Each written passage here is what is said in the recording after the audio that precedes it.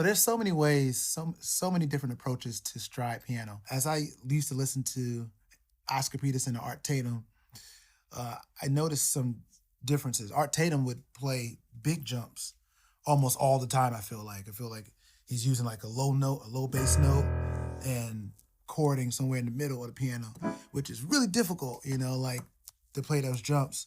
I personally like to play within the octave, within like the that kind of sound. And I'm thinking about mostly like when it comes down to like jazz songs specifically, or uh, most songs with rhythm. I'm thinking about like bass drum and the snare drum. That like boom cat boom cat boom cat.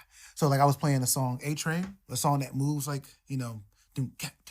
So the bass is like playing the one and the three of each beat, and the chords are kind of playing the two and four of each beat, and it sounds like this, like.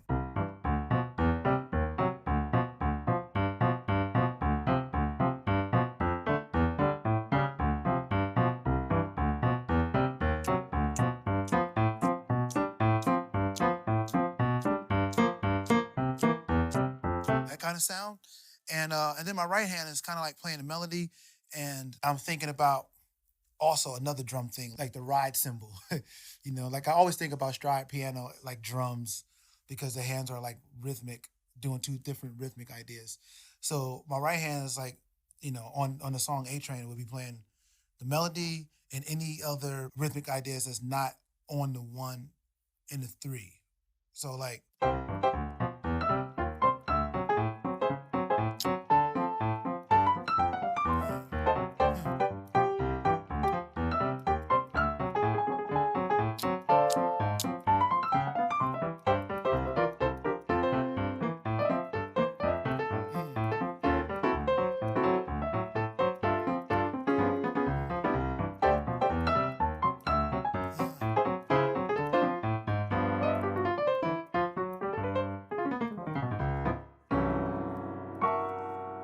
So I know that was a little bit fast. So let's try that at a little slower pace and make sure that we're matching up the rhythms to the song, and making sure the feeling of the song is feeling good. One, two,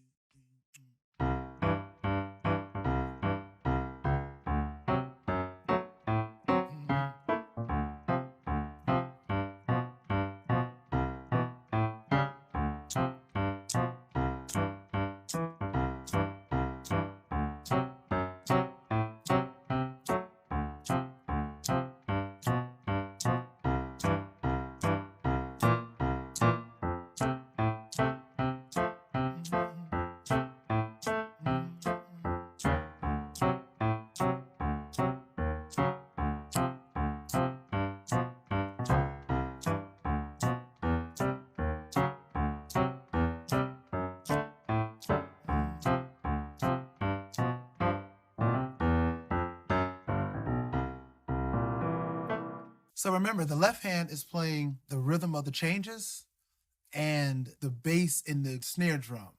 The boom, gat, boom, gat, boom, gat. The right hand is playing the melodies and all the in between syncopated rhythms. So the right hand on a slower tempo would be like this: 1, 2, 3.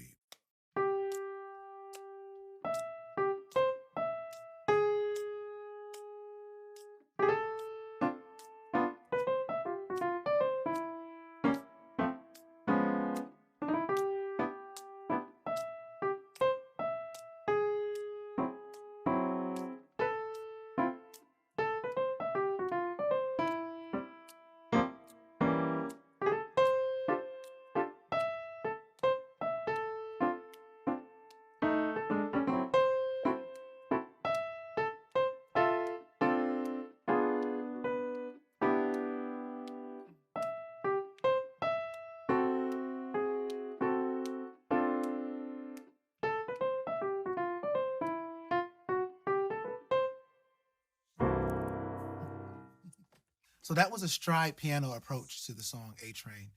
Uh, the song A Train is so beautiful. The chords work together so well. Wonder what it would sound like if we took a ballad approach. Let's see.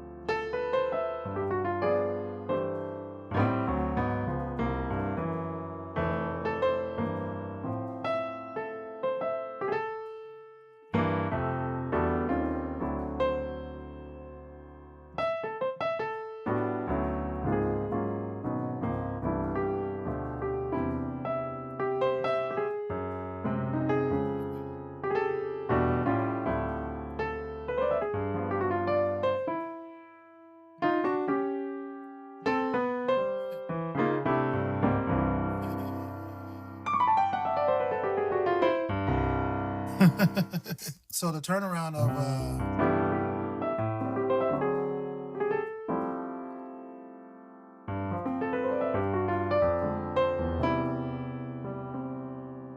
so normally in a turnaround it could be like a 3-6-2-5-1 change, going back to the second half of the verse.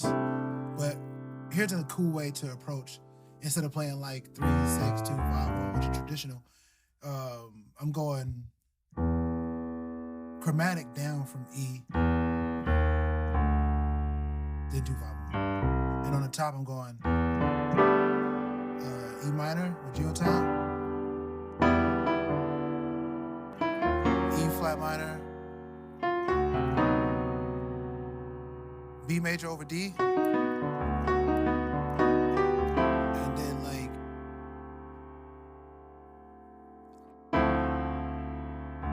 D minor. Yeah, so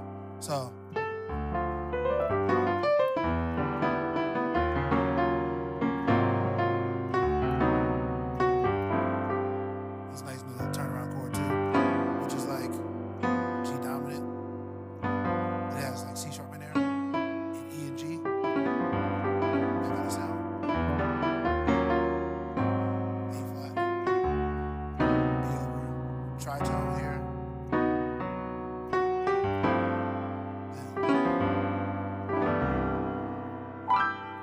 So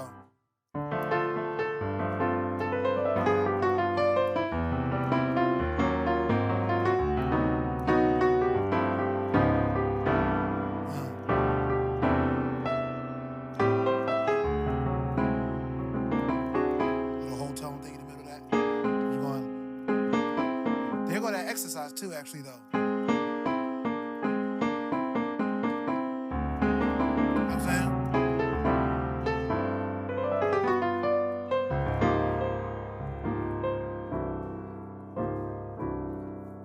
So depending on the song that I'm playing, or actually in most songs that I play, I like open sounding chords, triads, or even major sevens. Like the sound of it sounds open. I try not to play cluster type chords. Maybe like it might be 1 out of like 8 chords, because most of the song is like, to me, an open sounding sound.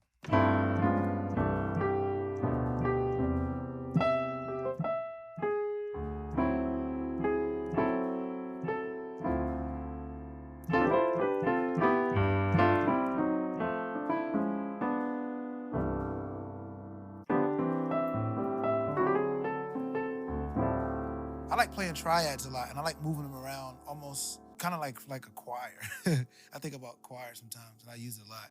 So this is just like a F triad here, G triad, G major, A minor, all right? And I'm kind of like moving them with a triplet.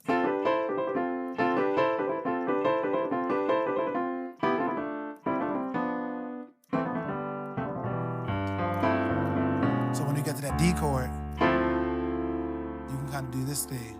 So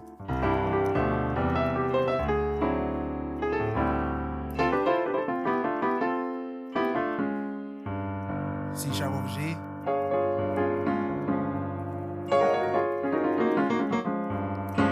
Back home to C. It's a nice little sound that you can kind of put in different places, and it sounds good.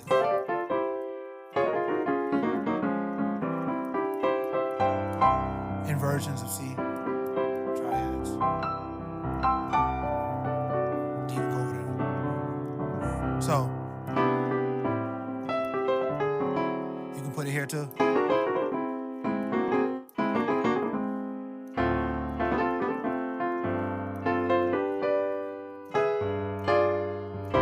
The sound of 3 notes just sounds really beautiful to me. So, you know, just experiment with trying to put triads in different places and use them, the voices together. Is a cool way to improve the sound.